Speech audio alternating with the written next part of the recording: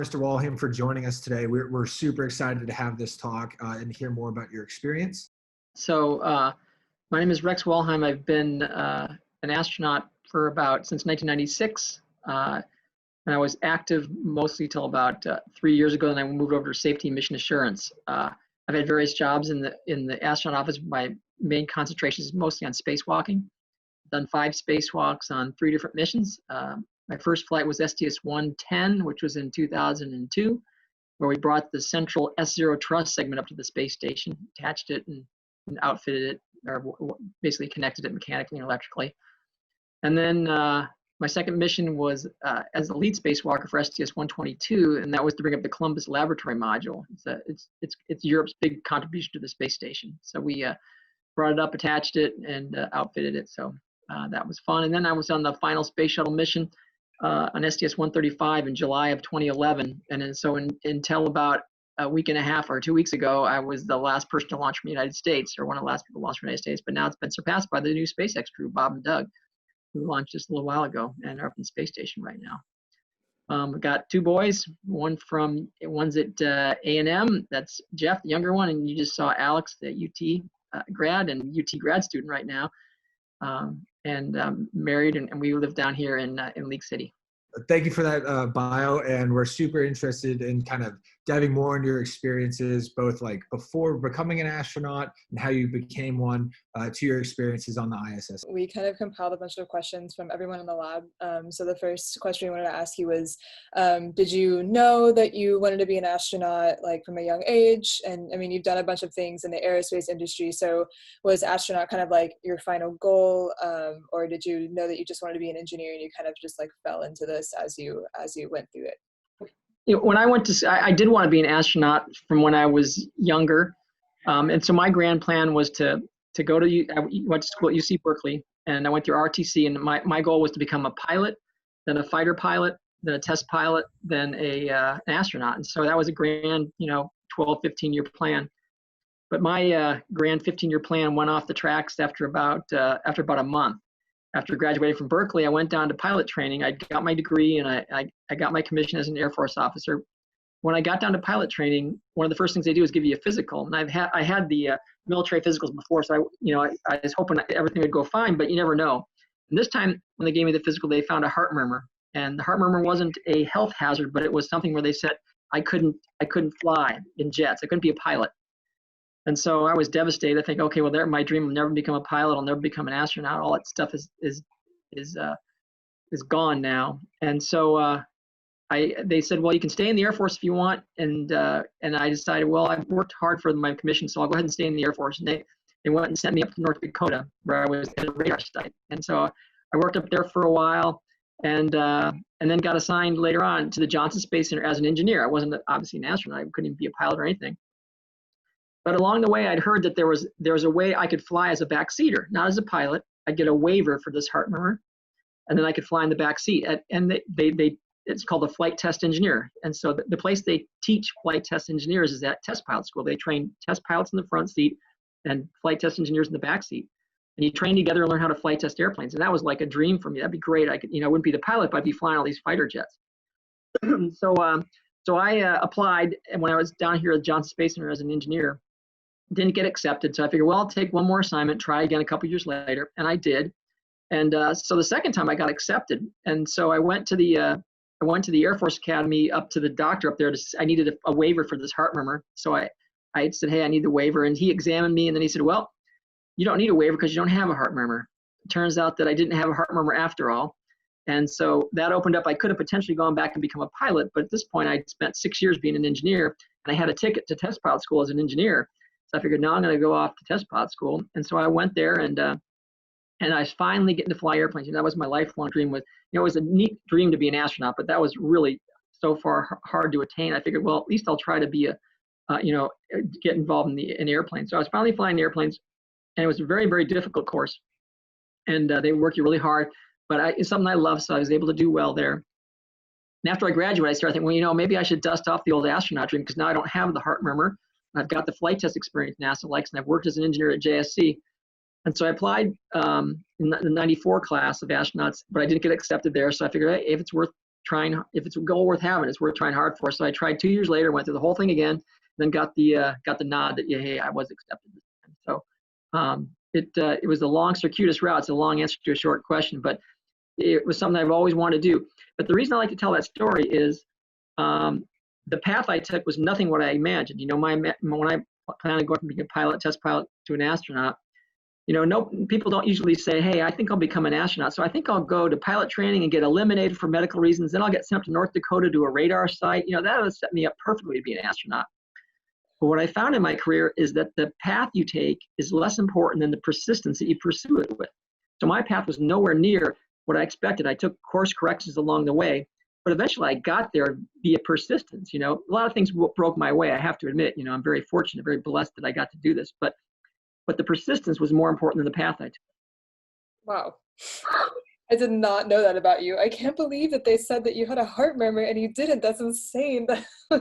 Yeah, you know, that's the way, you know, some people ask me, well, hey, were you upset? And maybe a little bit, you know, but the way I looked at it, if God wanted me to be a pilot, I would have been a pilot. And for me, I thought it was actually a blessing in disguise, because I'm an okay pilot. You know, I'm a civilian pilot and I'm okay at it, but I'm a really good engineer. And to be an astronaut, I have to compete. I'd have to be the best pilot in the Air Force, one of the best pilots.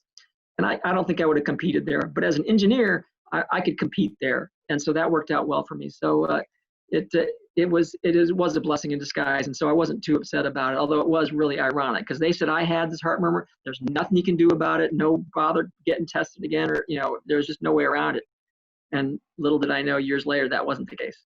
Wow. That's incredible. The other thing I like to say, just one more thing about this. So I got sent up to North Dakota, and I was up there for a year and a half, you know, in the middle of nowhere. We were 15 miles from a town of 1,500 people. So we were no kidding in the sticks. And it was a hard assignment for some people. They just hated it there. And it wasn't my favorite place to be. But I figured, well, hey, I'm gonna do the best I can to learn what it's like to live in a small town. You know, I joined the Cavalier Community Theater to their production of Oklahoma. You know, I went skiing when it was warm enough, you know, and did stuff in the small town. And a lot of people think, well, hey, when you have a detour in your career, which was, you know, it's definitely a career detour. Nobody says, hey, I want to go sit in front of a radar scope in North Dakota. So some people think, hey, when you left there, you probably just put it in your rearview mirror and never thought about it. But I remember being on the space shuttle on my first mission, and we're flying over. I look out the window and go, hey, we're over North Dakota. And my crewmates look down and they're thinking, wow, big deal. It's all, you know, flat farmland down there. I go, no, you know. So I grabbed the camera and I was trying to take a picture of my site where I used to work at. Now you're going 17,000 miles an hour and you're 200 miles up, so it's very hard to find a little tiny town. And so the first mission I was close. The second mission I got it, but not a great picture. And the third mission I got a dead center, beautiful, crystal clear picture of my little site. And so I like to show people that picture. Say, hey, even when you achieve your goals, your lifelong goals, you may be surprised how you look back on some of those things you thought was a detour in your career, because you may find yourself in your own personal version of what was North Dakota for me. And you'll be surprised how you look back on that later. If you make the best of it, you'll realize, you know, that was part of me. I learned a lot from that experience. So all these little tricks and twists and turns, they turn out to be more meaningful than you may think they are. Wow. I love that was such a priority for each time you went up to take a photo every time you went over that spot. Yep. Priya, what were you going to say? I was just going to say that, you know, definitely the third time's the charm with things like that. Yeah. We have a number of people who are obviously still in like very early career, like we're all still in college and we're still trying to figure out kind of what we want to do. And so someone had a question about whether or not you engaged in extracurricular activities while you were in college that you felt would help you on your journey to becoming an astronaut, or that you just enjoyed in your free time. Yeah, I think not a lot. Being an engineer, as a lot of you guys know, there's not a lot of free time, and I was an ROTC too, so that took up a lot of my free time. But then from there on, I liked doing outdoor stuff, and, you know, riding my bike, or, you know, just walking around or exercising and stuff like that. And so I think that served me well later on in life, getting into that habit of have an active lifestyle and not just studying and being at the house all the time. But that took up a tremendous amount of time. Engineering school was not easy for me. I had to sweat my way through it. It was tough. I think it's tough for most people, from what I can see. I didn't do it. Yeah. So the first space shuttle flight was just right when you started college. How did that influence your career path? Or, you know, where, like, did that make you want to be an astronaut more, or, you know, Yeah, what was the situation? that's funny. You remind me, because I do remember that. It was my freshman year, and I don't remember so much watching the takeoff. I don't know if I was in class or not, but I remember there was a group of. I remember my commandant, the commander at my RTC unit said, "Hey Rex, you want to be an astronaut, right?" And I go, "Yeah, maybe he's got some great thing for me to do." And he goes, "I want you to talk to these school kids about the space shuttle." And so I threw myself into it completely. I even got some pictures of the space shuttle and did a briefing for these school kids and stuff, and it was really fun. But it really did rekindle my interest in being in flying on in space someday. Bryce, do you want to ask some questions about what it takes to be an astronaut? Yeah, absolutely. I mean, at first it seems that you have to get real used to getting sent to places like North Dakota. Yeah, yeah. From what I've heard, astronaut training can be very intense and very broad. And so I first just want to ask you is just what is the route of once you're selected to becoming an astronaut, what does the training look like and for how long could you be in training? Sure. It is a long process. It's not that, it's to tell you the truth, it's not that difficult compared to some of the other stuff I've done. Because they've over the years they've progressed and they figured out how to do it. So the first thing they do is you get down the Johnson Space Center and you come in with the class. I was the class of 96.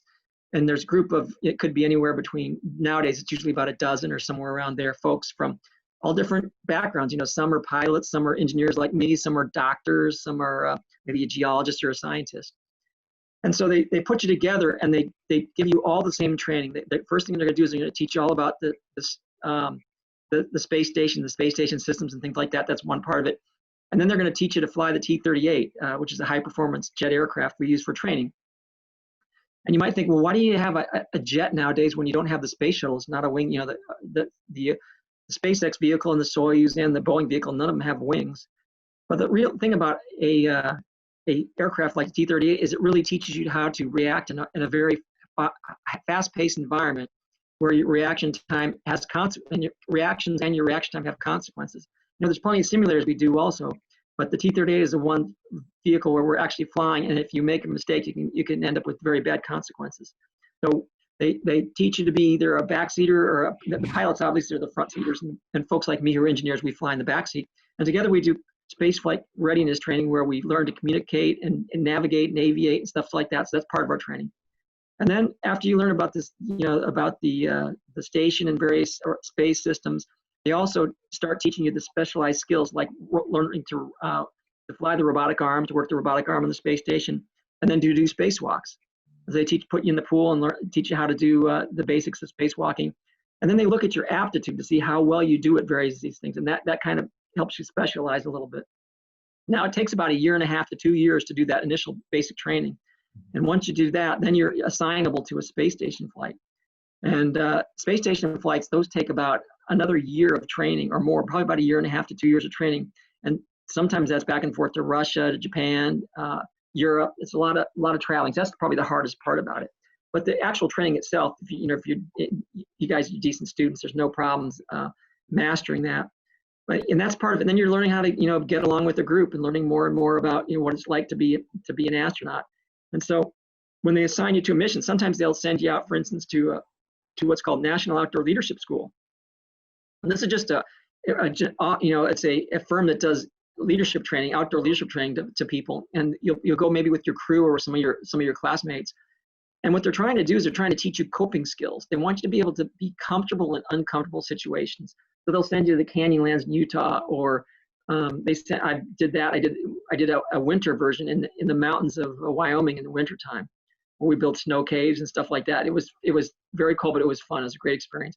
And one time they sent me to Prince William Sound in Alaska to do sea kayaking. Now the reason they send you there is because in Prince William Sound, it's very well known that it's very bad weather. Usually it's got overcast and drizzly and cold. There's glaciers and stuff, and so it can be pretty miserable. It's beautiful, but it can be miserable. I was just fortunate. I got like a 10-day course, and I had like the 10 best days you could ever imagine in Prince William Sound. So the coping skills we had to develop were coping with too much salmon, sunburn, too much sun. It was just spectacular. So that wasn't what, didn't learn too many coping skills on that one, but it was neat. But anyways, they teach you all these things all at once, and then you get assigned to a mission, like I say, and you can be training on the specifics for that mission for another 2 years. So it's a long process. Wow. I mean, that's incredible. I mean, that trip up to Alaska does sound like a vacation, but It was one of the best vacations I've ever had. That's unbelievable. I quickly wanted to take a moment to ask a question from the chat. Is what you're doing there different from survival training that oftentimes astronauts have to do? Yes, so you do some basic survival training when you start out. So that's part of your astronaut candidate training. And what they're trying to do there is make sure if you went down in a T-38, if you had to parachute out, you could survive if you landed, way out in the middle of nowhere. So that's similar to military survival training, but not resistance training where you'd be at a POW or anything like that, or evading enemy activity. So that's basic training. So that's just how to survive in case you came down. Develop your coping skills. That may only take 3 or 4 days, but to develop coping skills, you really need. They want you to learn how to do that with, in a longer environment and maybe a more harsh environment potentially, or just when you really get tired. And so when I did it in Canyonlands, Utah, we did it with my SDS-122 crew. And it was really good because it helps you understand what your crewmates are going to act like when they're tired or hungry or cranky. You say, okay, if Leland's getting a little cranky, just throw him some food and he gets happy, And so you learn to kind of compensate for your crewmates. And so that from that perspective is really helpful. Gotcha. I want to ask one last question before we start asking about your ISS experience. Nowadays, as we get more private launch partners and there seems to be a growing number of astronauts, you get more and more people from unique backgrounds, whether, as you said, like a doctor or biologist or other people of that nature. What is your thoughts on just how people are starting to specialize? And could you see civilians starting to get more involved in space, whether they don't have necessarily that kind of flight or pilot background? Yeah, absolutely. So, there's a lot of our folks in our astronauts. We love the diverse experience. We like to have them doctors and engineers because you form a good team. If we had all, the pilots are great because they have a very good operational sense. They know how to tune out the noise and they know how to get things done. So that works out well. But when you have a really important scientific experiment, it's nice to have the PhD scientists know what the heck they're doing and stuff, and so they can tell the pilots what to do in that situation. And so it's really good to have those. And if somebody gets sick, obviously it's really nice to have a doctor. So you build a team with a variety of backgrounds. Now we really are trying to increase the access to space, and so we're very much into commercialization. And the more people that get a chance to fly in space, the better. As a matter of fact, I'm actually going to be taking a new job next month. I'm going to be leaving NASA and going to a company called Axiom. And Axiom is trying to develop a commercial space station. They've actually got a contract to put a commercial module on the space station. And they can fly astronauts, whether from different countries or just private astronauts, up to the space station eventually. And so it's going to be really exciting. So I'm going to be a big part of that. So it'll be a lot of fun. That's amazing. Yeah, that's so cool. What do you do it? Like, what's your role going to be? That's amazing. I'm going to be their director of safety and mission assurance. So it's a similar job I have now at NASA safety, but I'm going to be doing safety for this commercial company. And it's right in Houston, so I don't have to move or anything like that. So it'll be fun. But you'll be hearing a lot more about Axiom here in the next year. So it'll be interesting. How much for a flight? It's I don't know what their price tag is, but I think don't quote me on this, but I think SpaceX was advertising like $55 million a seat. Which is, it sounds like a lot, but up until now we've been paying the Russians, up to $80 or more million a seat, and that was going to Russia, and we don't get that back. You spend it on an American company, at least it's staying here in the United States. So it's expensive because now there's a big difference, and you guys know this as well as better than a lot of people, in that there's a big difference between orbital and suborbital flight, right? What you guys are doing is suborbital, which is hard. You go Mach 3 to get for like Virgin Galactic to go up. They're going suborbital and coming right back down. So that it's going Mach 3 is not as expensive as going Mach 25, which you have to do to go orbital. So the cost of going orbital is huge compared to Richard Branson's going to charge what, $200,000 at $250,000, which is a lot, but that's going to be for 15 minutes in space because what goes up comes right back down.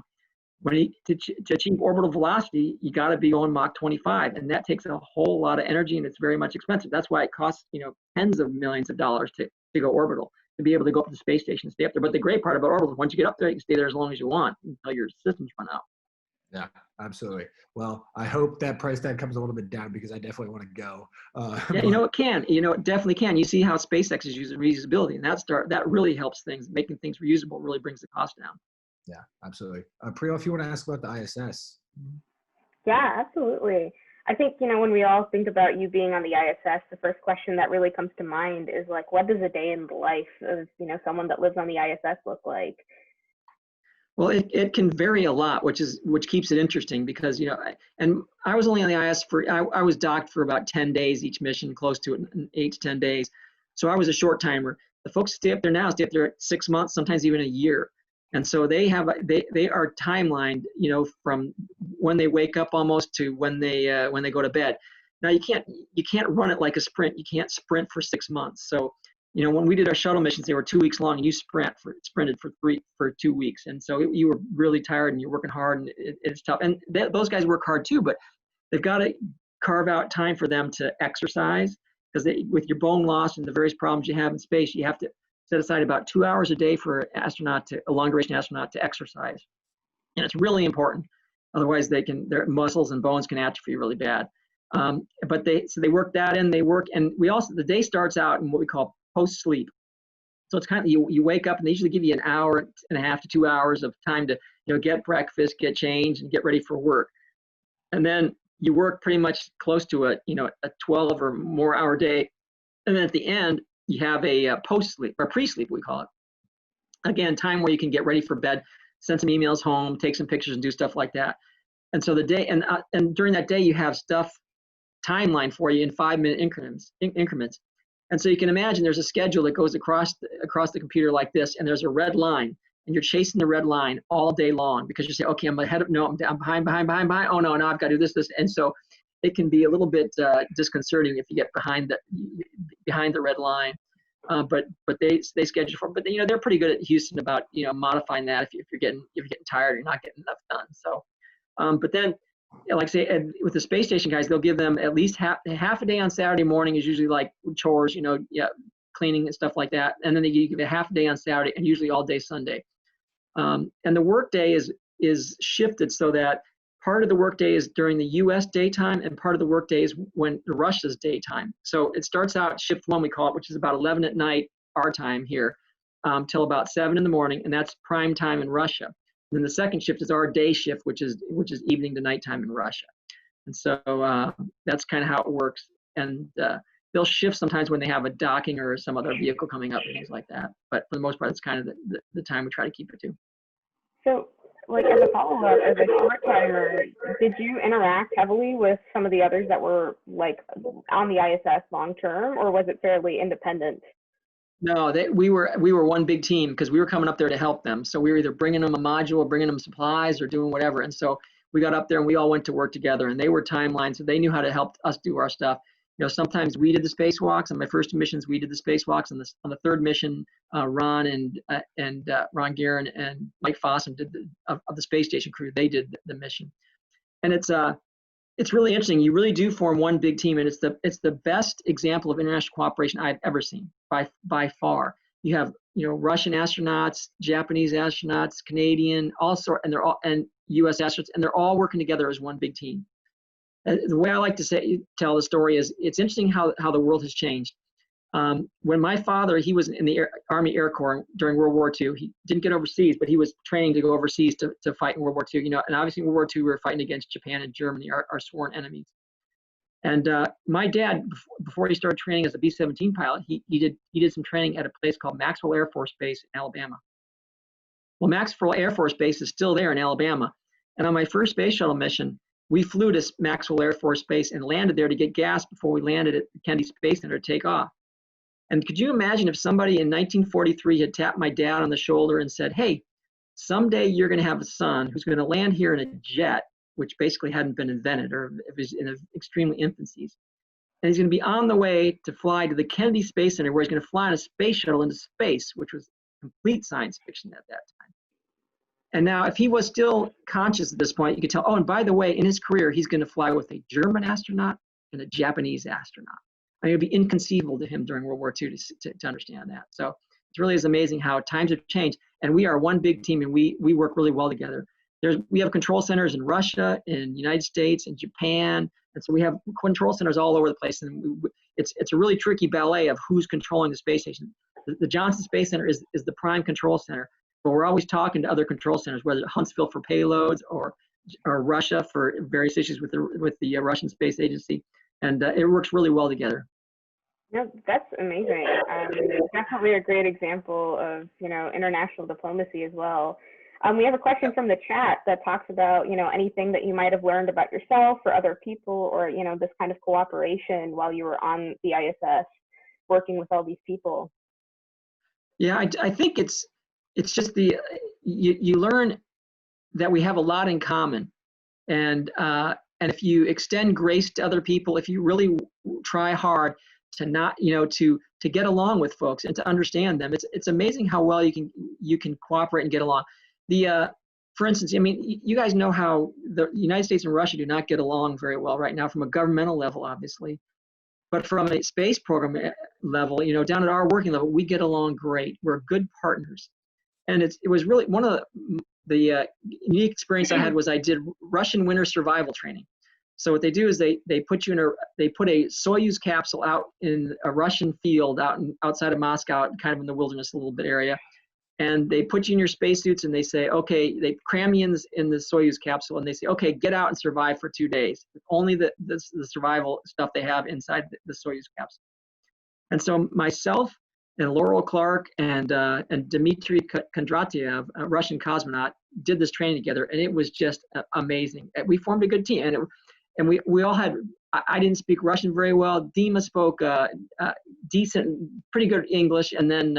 But we figured out a way to get along and to survive together. It was really pretty fun. It's an amazing experience. I got to see that capsule when I worked at Johnson, and I was just because the other the Boeing caps and the SpaceX capsules were all kind of sitting around, and then we walked by the Soyuz, and I couldn't believe how tiny it was. So small. Yeah. I can imagine doing survival training with that. It's insane. Yeah, so it was very small. So the Soyuz capsule is extremely small. Most of you probably haven't seen it like Stephanie has, but it's so small that you cram 3 people in there, and you can't actually extend your legs. You have to be bent at the knees, and your knees are up, closer to your, or up kind of at a bent angle, very uncomfortable position. And so when we did the survival training, we did a practice run where they put us inside the capsule, because what you have to do is you got your spacesuits on. So inside the capsule with the 3 of you, you have to change inside the capsule out into your cold weather gear, because it could be 20 below zero outside. They have to change into this cold weather gear inside the capsule while there's 3 people in there, and it is tough. And I remember telling them when they closed, I don't get claustrophobic, but I was borderline when we did this exercise, because they closed the capsule door, and then it's very hot in there, and you're in your Russian spacesuit. And I had to remember, okay, it's okay. It was just a very claustrophobic feeling. But when we're out in the field, we just had to kind of try to move each other a little bit to the side and put on this cold weather gear, and it was quite. And then you just jump out, and then you're outside for the next 2 days. But it's a very cramped capsule. Definitely. No, that's a very interesting story. I did not know that they did anything like that, but wow, I'm shocked. So one of the things that we had read online, or some of our user questions that people have submitted, but it talked about how, on STS 135, they woke you up on some mornings with guests from a variety, from a variety of different genres of music. And I just wanted to ask you if there were any other moments like that while you were aboard the ISS that really stuck out to you like that, or things that aren't really well documented, but just really stick with you as an experience. Yeah, so that was a really neat thing, because on every shuttle mission, they would always have what we call wake-up music. So they would play music at the beginning of the day before they first call you when it's wake-up time, and you listen to the music, and the music is usually picked out by your family, and they pick out some songs and like. And so for my first mission before I did a spacewalk, they picked out our fight song at University of California. My spacewalking partner was from Stanford, and which is our arch rival of UC Berkeley at Cal. And so they played the first part of the wake up music was the Cal fight song, and then they transitioned into the Stanford fight song. So that was really pretty funny. I enjoyed that. On the second mission, I picked out Jim Brickman, which was a piano soloist, which I really liked.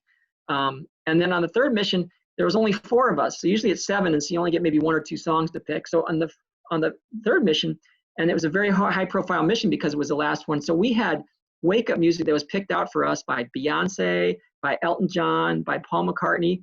And that was great, but you were getting these recorded but personal greetings from these artists. And then you have to, when you've just woken up, you have to respond. Like, how do I say thank you to Paul McCartney, you know, when I've just woken up? So I remember being quite nervous because I had this, I think he dedicated one of the songs, I think it was Good Morning or Good Morning Sunshine, you know, it was one of those songs. And I remember being nervous. I woke up early and I'm nervous that I got to, you know, say something, you know, to thank Paul McCartney. Then I picked out another song by Matthew West. He's a Christian artist, and it's a song called More, which talks about how God loves us more than the earth and the sun and all these beautiful things you can see from space. So it was really meaningful to me. It was just a reminder of the beauty of the creation. So I really enjoyed that. That was really fun. But yeah, so the big names that came along on 135 was neat. But I was glad when it wasn't my day. I didn't have to answer the call that morning. I'm sure they were just as happy to sit down and talk to you. It was neat. They were really excited. It was fun that they were excited. So they recorded the messages early so they could play them up to us. And but you could tell they were really excited about it. What was really fun was picking out the wake up music for me, like for Matthew West and for Jim Brickman. They had no idea that I was going to use that, or Nancy Griffith for my first mission. They had no idea I was going to use that music. So when their fans heard that music played for the wake up call, it went all over the, oh, hey, you heard this, you know, and so they were so excited to have their music played in space. That was a lot of fun. And sometimes what it's fun to do is with, like, my first mission, I had some music by an artist named Nancy Griffith. So I took also a CD up that I flew with me, and after the mission, I brought the CD down and gave it to her at one of her concerts. So that was kind of fun. They really get a kick out of that. One of my favorite music moments from the ISS is actually Colonel Hadfield's Space Oddity song that went viral on YouTube. I just watched that today, and it's just so amazing to hear and how excited everybody got about that. Yeah, he was the master of outreach. He did a great job. Chris is a very talented man, and he did a great job at outreach and really kind of showed how you can really reach a different audience by doing things a little differently, or, you know, really engaging in social media. One of the last questions I want to ask you about your time on the ISS and in space is just, you often see videos of astronauts kind of flipping around and moving around. And just what is that process like of reorientating yourself to a new up or down? It seems very almost Ender Game-like. Right. So that it is very important to pay attention to that, because, okay, the first day you get up there, you could immediately start doing somersaults and going upside down. But a lot of people have a tendency to get sick the first time they're up in space. You know, probably about 50% get what we call space adaptation sickness, or SAS. And one of the biggest things that will set off SAS is when your mind and your body don't agree. So when you're upside down in space, you know, if you're upside down on Earth or you do a handstand, what do you feel? You feel the blood rush to your head, right? It's very uncomfortable. You go upside down in space, the blood doesn't rush to your head. So you feel just as natural as you feel right side up. But now your room is upside down. So it feels literally like your room is upside down. So that throws off your vestibular system very badly, and that can be what we call very provocative. Provocative means you're about to bark, and so you want to avoid things that are provocative your first few days in space until you get adapted to being there. So for the first 3 or 4 days, we do what's called maintain a 1G orientation. And what that means is, you know, there's trainers in Houston that you might have seen at the Johnson Space Center, and we're used to them in a certain order, a certain orientation, right? Because even though there's no floor and ceiling, we always walk on one part of it, and there's always the one part ahead of you, because you can't flip upside down on Earth here. So for the first day, you float as if you were in the trainer at the Johnson Space Center, and you don't go doing dives. You definitely don't go doing flips. So you stay away from the stupid astronaut tricks for a few days. But then after a few days, you get used to it, you start feeling better, and then it's like you were born there. It's amazing.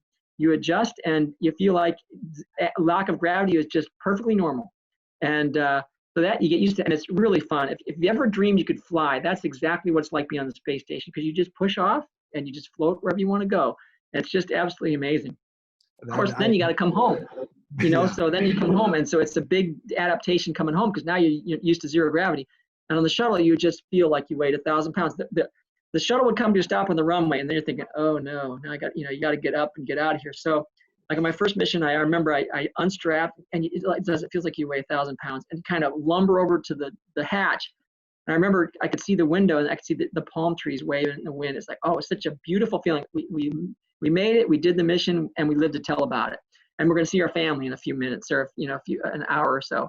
And so that was a great feeling. But then they open the hatch, and you got to crawl out the hatch, and again, you feel just like you weigh 1,000 pounds. and they put you in a recliner and they let you rest for a little bit.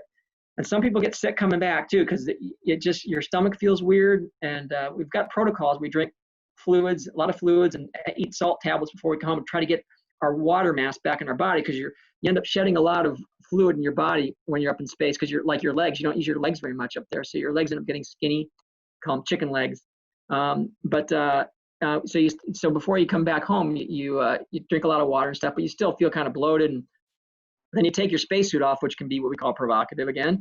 But if you're feeling good, then after a while you can get out and you can walk around the space shuttle and see how it looks on the outside.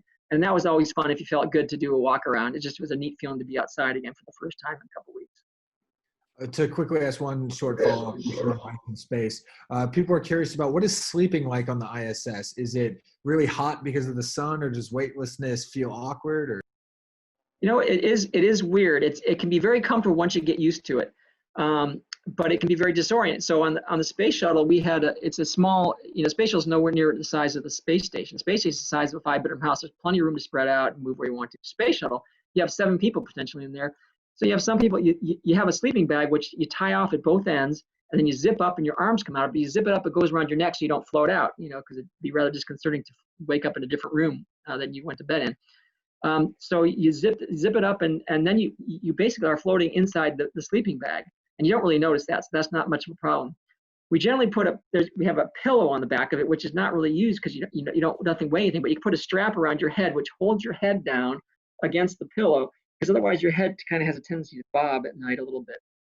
And so you're there, and like I say, you're floating, and it's very comfortable, but it's just a little bit strange. And the first time in space, I remember trying to sleep, and it was very, very difficult to sleep, and for me to fall asleep. And we have sleep aids we can take for some medications and stuff, but still, I would wake up in the middle of the night and have a hard time getting back to sleep. And part of it is you're thinking about the crazy things you did that day, and then you're thinking about the crazy things you got to do the next day. I remember on my first mission, on the first spacewalk, I went out and did the spacewalk, and I remember during the spacewalk, I had a tool that was supposed to be tethered on the side of me, and it was in a bag, so it wasn't going to go anywhere. But I looked down, and the tether was floating like a snake, and so I quickly, attached the tether to the tool, and it was fine. But I remember that night I was sitting in my sleep restraint and thinking about that. You kind of have this thoughts of this big torque wrench floating up and hitting one of the solar arrays or something. And so all those things go through your mind, But what I ended up doing was, since I wasn't sleeping very much, I would wake up early, and we had back then Walkmans, playing songs and stuff. And so I would wake up, and I just said, I'm not going to fight not being able to sleep. I'm just going to go ahead and listen to my Walkman and listen to some music. And then I actually kind of was relaxing, even though I wasn't sleeping as well as I should have. But the other thing that makes it a little bit hard to sleep at first is when you go into space without the presence of gravity, you actually grow about 1.5 inches. Your spine expands, and so you stretch, so you can grow 1 inch to 1.5 inches, maybe 2 inches, and that kind of pulls on your back a little bit, and so it kind of causes some people to have a little bit of a backache. But you can kind of bend your knees inside your sleeping bag and kind of ameliorate that a little bit, but it can interfere with the sleeping. But the folks who stay up there a long time, some of them just get so used to it, and it's just wonderful sleep, because you don't have to turn over. You never have any pressure points. So, but what I did is on all 3 missions, I slept in the same place in the space shuttle. It was between some bags that were horizontal, so I could kind of jam myself in there. So I kind of felt confined a little bit, like I was in a bed, and that seemed to help a little bit better. Wow, that is just incredible. I don't know if I could do that, but I for sure would want to try for a night or two. Yeah, it's pretty neat. But I think we can open it now up to just kind of general questions from our audience. I know we have a full list of questions kind of from all over the place. But I know something that's happened recently that engaged so many people in space was the Demo 2 launch. And I was curious if you had any interactions with that in an official role from NASA, or just what was your kind of overall perspective on that mission? So as the Deputy Director of Safety and Mission Assurance, my job was to help make sure that vehicle was safe and that we were ready to launch those guys. So we went through we've been following the development of the SpaceX vehicles. Obviously SpaceX is building it, but they have to meet our requirements. So even though, it's a SpaceX vehicle, they make the design, but the design has to meet our requirements. So we've been evaluating it and watching the testing, and I had a number of people that were following it really closely, and they would report back to us and keep us up to date on that. Then as we got closer, we had what's called a flight readiness review, FRR, And at the FR, we again go through all the different parts of this, make sure everything is working properly and the design is gonna work. And so I was involved in that a lot. And then once we pretty much passed the FR, it's a couple days before launch, then my main job is done. And then from that point on, I did a lot of public affairs stuff, because since I was in the last crew to fly on the space station, be launched from the United States. The folks wanted to talk to me, so I did a bunch of media appearances, and then just watched the launch. And one of the crew members, Doug Hurley, he flew with me on STS-135, so he's one of my crewmates in my last flight. So it was really fun to watch him fly again. So that was kind of my involvement. So in the safety world, we're involved in all the different programs, from ISS to the shuttle program, to the commercial crew programs, to the Gateway, which we're building, and then to the deep space exploration like Orion and Space Launch System. So we get involved in just about everything. Wow. Yeah. I also have another question to just kind of add on to that. I also didn't realize that was your crewmate. That's pretty amazing. Do you think that aiming for humans on Mars is the right direction to be moving? I mean, what's your opinion about like robotic exploration versus like, really getting people out there? Where do you think the funding should be going? I'm really personally curious about this. Sure. So I agree. Mars is the ultimate goal, but to get there, you need to go to the moon. Because the moon, you guys probably know, it takes 3 days to get to the moon. So you can do a moon mission in a couple of weeks at most. Or you can stay there longer. But the important thing is the moon is the testing place for all your equipment. Going deep space, you've got to have the rocket, the capsules, everything's got to be able to work right. Now, if you test them out in your neighborhood. Before you go to Mars mission is going to take 9 months to get there potentially. And once you're there, you can't come home because Mars and Earth are not aligned anymore. So you have to stay there for about a year and then do another 6 to 9 months coming home. So that's a 3-year mission. So we have to develop our rockets, our life support systems, our spacecraft, our spacesuits, everything, and test them out really, really well in a deep space environment. And the natural place to do that is the moon. So I agree, you go there and then on to Mars. Now, the other aspect of that question, Stephanie, was what about robotic versus humans? And even the robotics people will tell you that it takes so much time to program and to tell a robotics spacecraft like a rover, like Curiosity on Mars, we want you to go over, 10 feet over, and we want you to, go look at this rock, take a picture of this rock. And it takes a tremendous amount of time to program it, to prepare it, to do it, and then to analyze it. Whereas when you have a human, you can do just in seconds what you took days to do with a robot. And the other thing that the robot has, despite the name of the robot, Curiosity, it doesn't have curiosity. It's a machine. The human has curiosity. So the robot may be decided to be programmed to go straight here 10 feet and then go pick up this rock on the left. The human could do the same walk over there 10 feet, but glance over to his right and see, holy cow, there's an orange rock over there. What the heck is that? Is a curiosity thing, and he may be trained as a geologist, say that may be a very key finding right there. That may be a stone that we need to study back on Earth. And so they can pick it up and look at it. Even from low Earth orbit, you can see the same thing. A satellite can take pictures of one area that it's programmed to do, whereas you can take a look over and say, what is that over there? That's really odd. And that curiosity and the ability to innovate, it really, really distinguishes the human from the machine. Now, there's a place for both. It's really a partnership. The machines are the precursors. You got to have the curiosities, the rovers and stuff like that going out there to pave the way, to figure out what are we looking at? What are we see, what's there, and how are we going to survive out there, and what are we going to look at? What are we going to investigate? So they do the precursor missions. And then you can send the humans to the really promising places to do the true exploration. So, okay, so in your opinion, the trade-off is worth it? Like the trade-off between the time and the money that we spend on programming a rover to do one thing versus like the amount of funding and the time it's going to take to get people there and keep them alive and bring them back. Right. They're complementary. Obviously, human spaceflight is much more expensive, but the rewards from that can be tremendous. There's also the inspirational factor of sending humans to deep space and to a different planet. And you've heard the expression possibly before that nobody names a primary school after a robot. They name them after explorers and people who accomplish things. So it's the people aspect and the connection that people have when they see another person up in space is what makes it so special to them. One question we had from the is whether the Lunar Gateway is necessary to get to the moon? Is the ISS not usable enough as a inner kind of Earth lunar like place? Right. So that's an excellent question. That's being asked right now because people are reassessing, how we want to get to the moon the fastest. We want to get to the moon by 2024, which is an extremely ambitious goal, and we'll see how well we do. But the reason the gateway's there is that it does provide you an outpost where you can do descents down to the moon and back, and potentially, prepare you to do missions to Mars. One of the problems with using the space station here is, number one, it's in low Earth orbit. It's only 200 miles above Earth. It's also at an inclination of 51.7 degrees, which makes it not the ideal inclination for sending something to the moon, because you want to take as much advantage of the Earth's rotation when you're launching things as you can. Now, we picked 51.7 because we wanted to be covering more parts of the Earth, so we can see more parts of the Earth. But if you're trying to launch to the moon, you want to go in equatorial orbit first, taking advantage of the Earth's orbit, and then the rotational speed of the Earth to help you out to make it cheaper to get to the moon. That's the reason we launched in Florida is because you want to launch as far south as possible, because at the equator you're getting about 1,000 miles an hour. Actually, probably even in Florida, about 1,000 miles an hour of velocity just from the Earth's rotation. That's why everybody launches to the east for the most part, west to east, and that's why most satellites are west to east, because you take advantage of that Earth's rotation.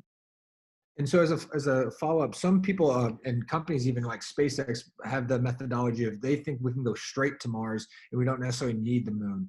I know NASA is more in the camp of the moon side, but do you see any, what are the biggest differentiators between those two different modes of thought? Well, the one is biting off a little bit more than they can chew potentially. Now, you can go straight to Mars, but you can't send people straight to Mars. You've got to be able, like I say, you've got to make sure your spacesuits work and stuff, and your systems work. On the space station, we've been operating the space station now with humans almost continuously for almost 20 years now. And we learn stuff all the time about life support systems, and things break all the time, and we're improving them all the time. And so we've got systems that work pretty well. Now, when something breaks in the space station, we send up another Progress resupply craft or another SpaceX cargo vehicle, send up the parts, and we fix it.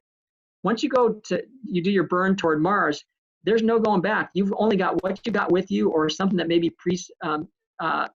that might be pre-staged on Mars.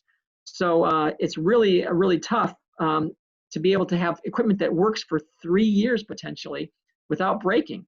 And really to prove that out, like I say, that's why I want to prove it out on the way to the moon, because then if something happens, you can come back in 3 to 5 days. Now, the question about the gateway was, do you need the gateway? You don't necessarily. Obviously, the Apollo program didn't have a gateway. And so we've now got contracts for these new human lander systems that were just let recently. And some of them, they decide not to require the first ones to go necessarily to the gateway. So some of the architectures may try to go straight to the moon. If they can do it, that's great, but it's not easy to do necessarily. And then once you get that architecture down, then you could, like say, test it out. Even the spacesuits are very difficult. How do you deal with dust? One of the biggest problems with the lunar program in Apollo was the moon dust. It was so caustic and it was so sharp. It would hurt the suits. And then once they got into the vehicles, it was really tough on their lungs, because they'd breathe this stuff in, and it was very, very sharp, and it was very bad for the astronauts. You got to figure out a way to manage the dust. You got to make how it gets in the joints of the spacesuit. Then your joints can freeze up. Then your spacesuit can be pretty useless at times. So you want to solve all those problems before you take that big trip to Mars, because you could go to the moon back and forth maybe 5-10 times or something. Mars, you're not going to be able to go there very often, and you better get it right when you go there the first time. Absolutely. Thank you. We'll open it for last questions for you guys. We really appreciate your time, sir. We want to see any last questions from the audience. I've got a couple more, and then we can be done unless there's anything from the other people in this. Yeah, Steph, if you want to close this out. Yeah, sure. Okay, so one question about your opinion and then one advice question. Why do you think that going to space and being in space is important for people down here on Earth? Well, the interesting thing is up in the space station, it's basically a national laboratory. So it has a capability of doing all sorts of research. Now, a lot of you folks are scientific backgrounds, and folks who aren't, you probably even learned in high school that when you're doing a science experiment, you want to control your variables. Have you guys heard that before? Control your variables. You only want to vary one thing at a time. You want to see what the effects of the variables have on your science. Well, one of the things you can't control on Earth is gravity. And we're finding that gravity has a tremendous effect on a lot of different kinds of basic science. And so one of the things we can do up at the space station is without the presence of gravity, you can find out how things behave. You can learn a lot more about them. You can also manufacture things like you can grow crystals that are very, very pure. That's much more difficult to do on Earth because of the presence of gravity. And we're finding stuff like without the presence of gravity, the salmonella virus, for instance, it's a virus that causes food poisoning. It's very virulent without gravity, meaning it gets more dangerous.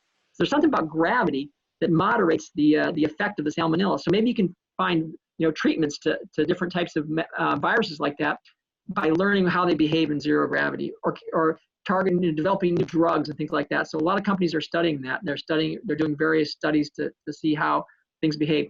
So one of the things you learn in space is things like that, the basic science that can help you here on Earth. The next thing you can learn about is what happens to the human body in space, because we want to eventually go, like say, to Moon or to Mars, where they have this long mission. So we want to make sure we know how to counteract the long times with zero gravity.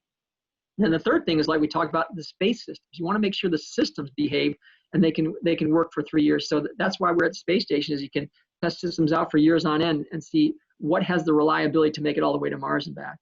And the goal is to work off the planet for the planet, is to help the planet understand, these basic science. And also, again, that international cooperation shouldn't be underestimated, just working together from space.